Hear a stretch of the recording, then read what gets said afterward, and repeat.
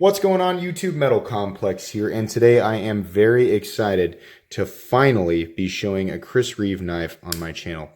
This knife specifically is the Chris Reeve Large Inkosi, and this specific Large Inkosi is outfitted with the micarta inlays. So very excited about that.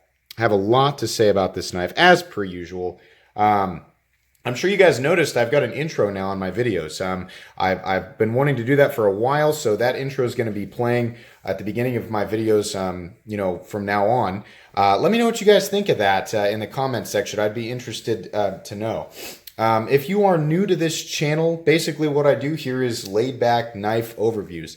I like to upload about 4 to 5 times a week. I'd like to think I'm pretty consistent. So if that kind of thing sounds good to you and you're a knife enthusiast of any type, user, collector, this might just be the channel for you. So anyways, let's get on with this review. I have wanted to get my hands on a Large Inkosi for quite a while. I've owned a Chris Reeve Umnumzan, one of the newer versions with the newer pivots, but that's truthfully the only other Chris Reeve knife I've owned, and that's kind of blasphemy, given the history of the maker and things like that. We'll go over that. Let's do the usual specs first, actually. Excuse the audio here. I'm in my garage tonight, so a little bit different lighting, probably a little bit different sound than everybody's used to. Let's do the body measurement here real quick. It looks to be about 8, a little more than 8 1/4 overall. I believe that's fairly accurate with the official measurements there. We'll do the blade next. Blade length overall is definitely over 3.5 inches, though it's just shy of 3.5 inches on the cutting edge. I don't know if you guys can see that, but definitely a large knife. We'll do some size comparisons here real quick. Let's get that low enough there. Of course, first up, the Ontario Rat #1. Now, this is an interesting size comparison. I saw somebody else do the size comparison, and I was like, what? I didn't realize that the Inkosi was that big of a knife. You know, you watch people wrap their hands around it, and it just really doesn't seem that big. But the Ontario Rat 1 is 8.6 inches overall.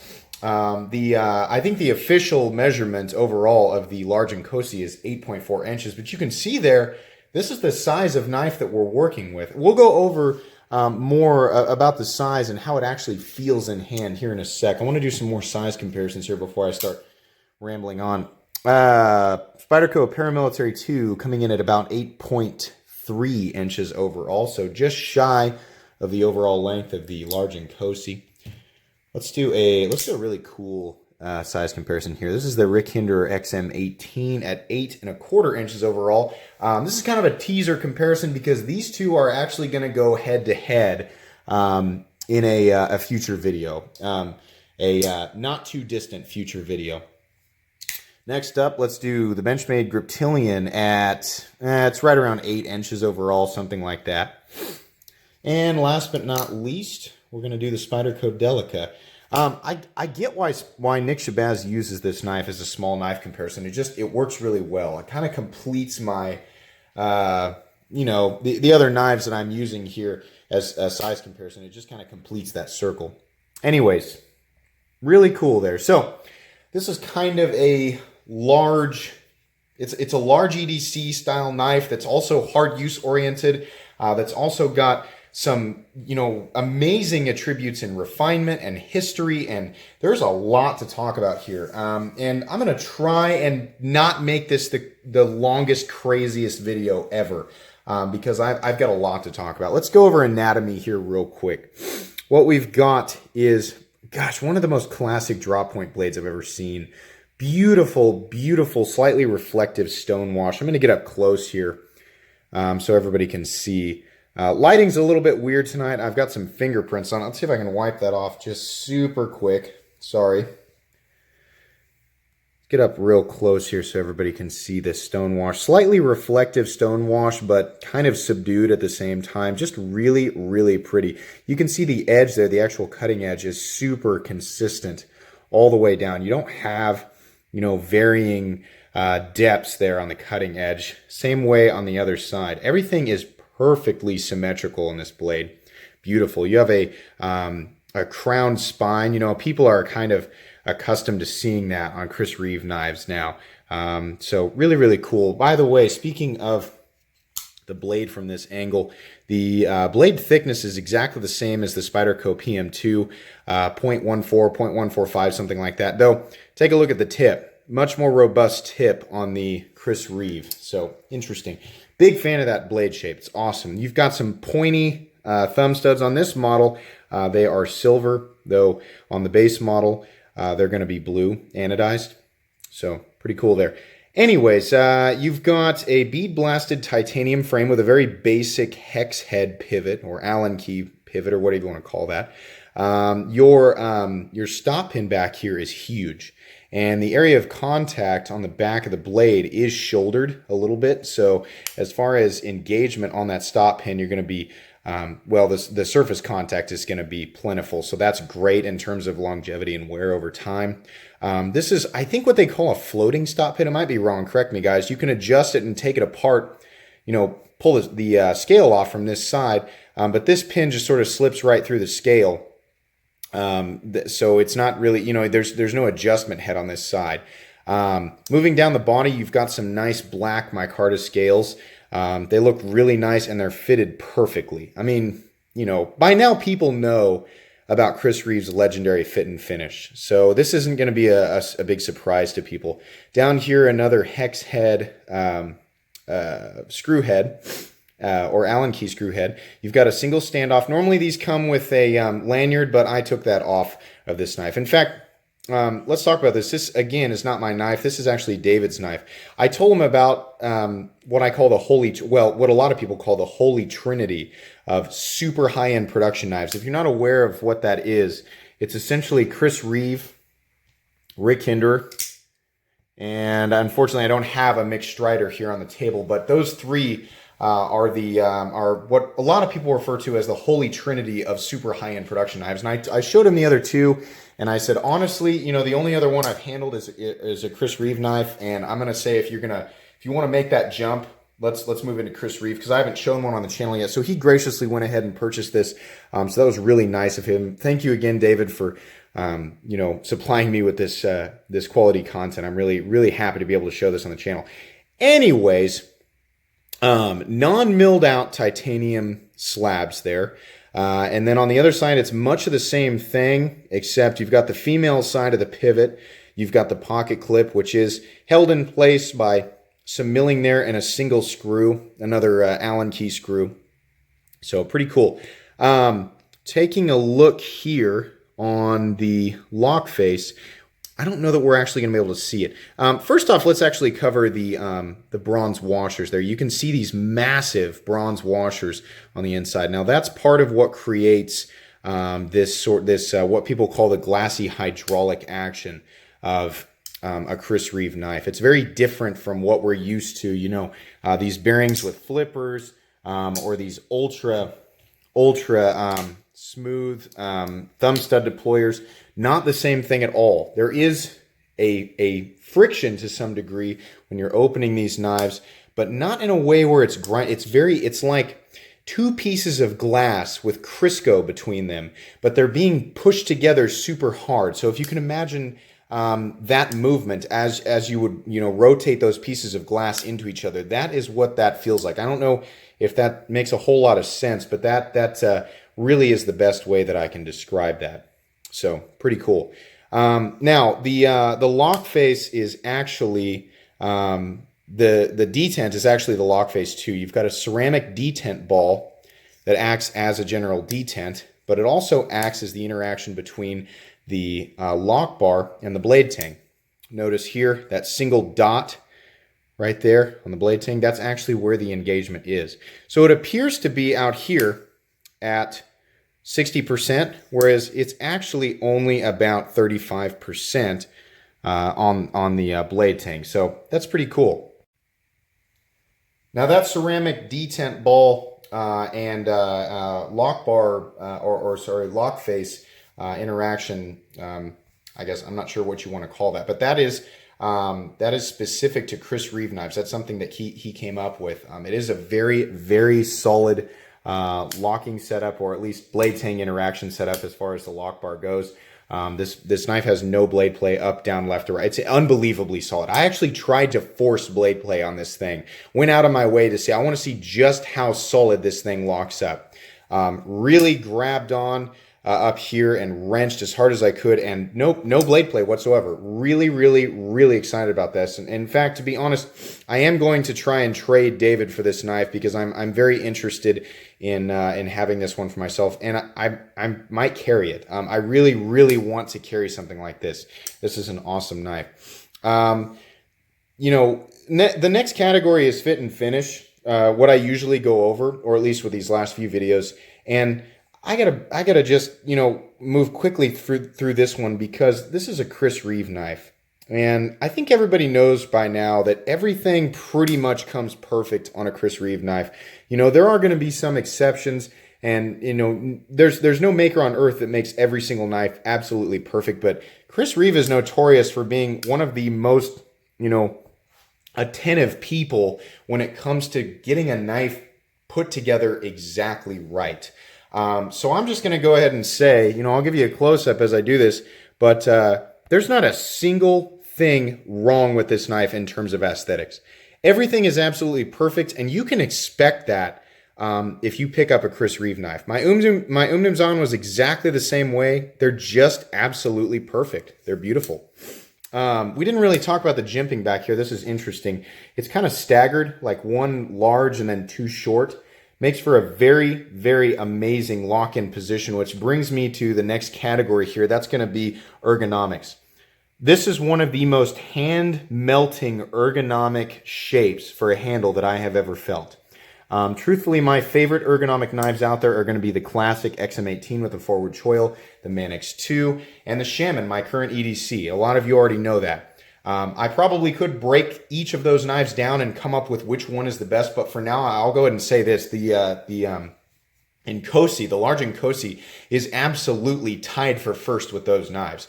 No question about it. I didn't think that I would think that until I handled one of these. In fact, I didn't completely understand the placement of these micarta scales until I had it in hand. And truthfully, I watched Dr. Frunke's video on that because he's reviewed this exact same knife. And he said as soon as you lock in, you realize why those micarta scales are there. Your fingers line up on them perfectly. And I mean, this thing is locked in. It is ready to go. It looks so elegant. It doesn't look like a knife that you could actually, it doesn't really look like a knife that you could bear down on. But man, I would have no reservation against bearing down hard on this knife. It is ready to go. I love that. I feel very compelled to use it. So I think that's really cool. We kind of skipped this. Let's go ahead and do the paper cut test. Chris Reeve has on these knives what's called a true hollow grind. I'm going to try and explain this quickly. On a hollow grind, as it's ground in from the flat, it sort of curves like this, where a conventional V grind towards the edge goes here. Now, this hollow grind, not only does it come in, but once it starts to straighten out, it actually gets thicker just for a little bit and then continues that thickness down to the cutting edge. Blade HQ actually did a really cool Meet Your Maker where he explains that in detail. But essentially, the idea is that on a conventional V grind or a common hollow grind, what happens is as you repeatedly dull down the edge and then you sharpen it, over time the edge gets thicker and thicker because you're working back up towards that angle. But because this comes down and then has this long period of time where it's thin and consistently thin, you have a longer period where you can resharpen this knife and it will stay, at least that factory thinness behind the edge. That's considering, of course, that you do sharpen it correctly. But that's really cool. So now it isn't the absolute thinnest behind the edge. I'll give a demonstration here, but it absolutely is a slicey blade. There's pass number 1, pass number 2, and pass number 3. Absolutely a slicey blade. That smooth finish on the blade, that stonewash finish, actually attributes to it not getting caught up or not having any friction against material. So that helps a lot. It's not, that just goes to show you there's a lot of factors to consider in edge geometry when cutting, So as far as regular EDC tasks all the way up to super heavy tests, in my opinion, this thing is good to go. let's move on to the next category, which is price. At base, these guys go for $450. That's the plain bead blasted scales without the inlays and the blue hardware, including, I think, the standoff back here, maybe, at least the thumb studs. I can't remember. $450. For this version, it's going to be $550. We got this through TNK or True North Knives. Now, if you're somebody who's never purchased a knife over $100, you're probably not going to see the value here. But if you're somebody who regularly purchases knives in the $200, $300, $400 range, you're going to understand why this costs what it does. This is made 100% in the United States, Idaho, in fact. It actually says on the other side there, Idaho made. That, the fit and finish, the tolerances, the fact that it's made out of CPM S35VN steel, which is an American premium steel from Crucible, and the fact that it's 6L4V titanium, all that stuff is going to contribute to the price. So absolutely, I think it's worth that. On top of that, let's consider the legacy of Chris Reeve. Chris Reeve invented the frame lock. He was a big part of the development in CPM S30V steel, which, I think at the time was the only steel that was specifically made for cutlery. I could be wrong. I mean, pocket knives, a lot of these super steels have other applications, but S30V was made specifically for folding knives. Same with S35VN. He was part of that as well. So a big part of that, so we owe a lot in terms of, if you're holding a frame lock of any type, you owe, the fact that it's in your hand is partially owed to Chris Reeve in a way, I think you guys kind of get what I'm saying. Let's go over what I like and dislike about this knife. Also, another quick category. I don't have anything to complain about here. I mean, the knife is on this particular one, it's tip up, right hand only, but you can get left-handed variants. They don't have a tip down carry option, but I don't really care about that. Some people might.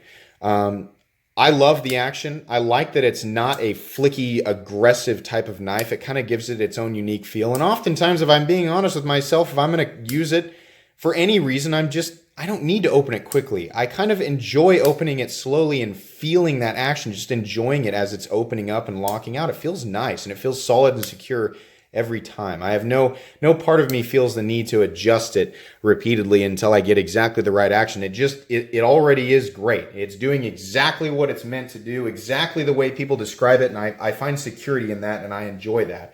I have no complaints about this knife.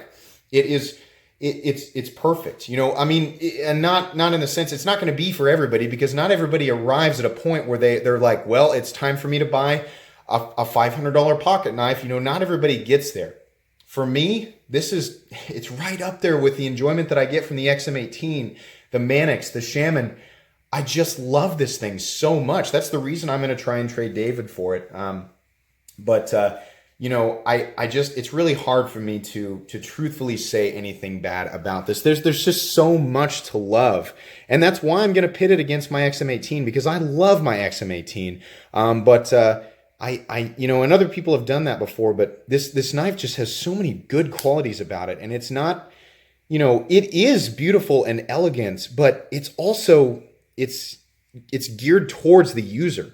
This thing is meant to be used. It's meant to be used hard over a long period of time, and it's meant to stand up to the test of time. Every tiny detail of this knife, the end user was the main focus of all these design features. We haven't even talked about how easy this thing is to take apart. 1, 2, 3, 4, 5 to take. Then the knife's apart. It comes with all the tools you need to take it apart. It comes with the grease, the Loctite, a nice microfiber cloth. It's ready to go. Plus, you've got the warranty. Really, there's nothing bad that I can say about it. And that brings me to my final conclusion here, guys. My final conclusion is that this knife is not going to be for everybody. But the only reason it's not going to be for everybody are mainly the price. Most people on Earth are never going to spend more than $50 on a folding knife, probably less than that, truthfully. No matter where you live or what your lifestyle is, most people just aren't in the same world that, I'm speaking to you, fellow knife nuts. Most people are not in our world. There's going to be people watching this video going, what the heck is this guy talking about? This knife costs $550. What the heck? I'm fully aware of that, and not everybody has to be a part of this world, and not everybody has to understand it. But for those of you who are in this world, this knife world, this crazy, obsessive, user-oriented, collector-oriented, enthusiast-oriented world where we obsess over every last little tiny detail of a knife, over, what it can and can't do in the most extreme circumstances, or the most minuscule, like meaningless circumstances. We obsess over this range and this idea of being prepared, and this ultimate sense of preparedness. Chris Reeve has brought us a tool that is capable of, honestly, the widest range. I mean, this, honestly, in my opinion, the equivalent wide range as the XM18. And I mean that wholeheartedly. I never thought that I would think that about a Chris Reeve knife. I always appreciated how they looked aesthetically, and I respected, the legacy of the maker and what people said about it. I did, but I just didn't understand until I had it in hand. This is an amazing knife. My final conclusion is, again, it's not going to be for everybody, but if you are shopping in this range regularly, or you are about to cross that threshold from really good production knife to exceptional production knife, and you are at that point where you're like, do I go, with Rick Hinder? Do I go for a Strider? Do I go for a Chris Reeve? Do I go for a Medford? Whoever. This is one to take a look at. I can't speak for the Sebenza. Truthfully, I'm not interested in the Sebenza. I like the Sebenza has the bushing pivot system where you crank it down and it just always has the same feeling, and that's fine. I'm sure it's an awesome knife, but I like the ability with this pivot, which does not have that, to adjust the action to my liking. I have the action adjusted exactly the way that it came. I had to take it apart to take the lanyard off, but I adjusted it back to feel exactly the same way that it came, because I trust that Chris Reeve knows how to put a knife together, and that his employees know how to put a knife together, and that it'll break in perfectly. I trust that. This is a knife that people in this part of this world, this knife world, need to experience. Absolutely. It is worth the money, in my opinion, if you're here. That's not just saying just as a collector piece, as far as a tool that if treated properly, if cared for properly, will last you probably the rest of your life. And it'll be something that you can pass down to your kids or whoever, this is just incredible. It's ready to go. You can take it out, use it. You don't have to worry about babying it. If you do have to take it apart, it's super easy. The pivot system is set up to keep gunk out. It's an open body construction, so it's easy to, any gunk that does get in there, it's easy to clean out or blow out. I mean, it's just ready to go. And on top of that, it's full titanium and made out of CPM S35EN steel, which, by the way, honestly is one of the best user steels out there. I don't care if it's not 20 CV.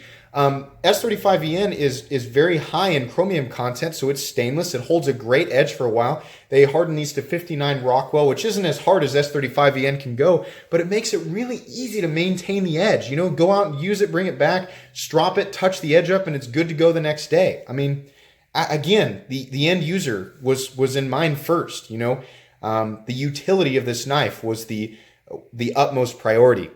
I believe that, in Chris Reeve's eyes. So anyways, that's all I can say. I'm sure you guys can tell, my enthusiasm for this is very real. I love this knife. So please, check it out. If you're on the fence, check it out. But anyways, that's pretty much it for today, guys. So I hope you enjoyed this video. If you did, please leave a like. If you'd like to check out my other content, I do, of course, have lots of videos of knives that are either expensive or inexpensive that I do or don't like. So check those out too. And if you enjoy all my content, then please subscribe to my channel, because there is definitely more coming. Also, you can check me out on Instagram with the exact same, at metal_complex. Look for the exact same logo as this channel. It has changed now, guys. It's not the green M anymore. For those of you who made it to the end of the video, I'll explain why it's not the green M. If you look, remember what it looked like. It was a sword through the middle of an M. I got to looking at Tony Marfione's custom logo, which is a dagger right through an M. And I thought, wow, my logo looks way too similar to that. It's like I have a simple version of his logo. So I changed it to a light blue, sort of metallic looking M and C with a sword dividing those two letters. There's been people calling me MC on YouTube lately. I kind of like that. I kind of think that's neat. So I'm going to roll with that. So that's my new logo. So anyways, you can check me out on Instagram at metal_complex with the exact same logo as this channel. Thanks again for watching, guys, and have a great day.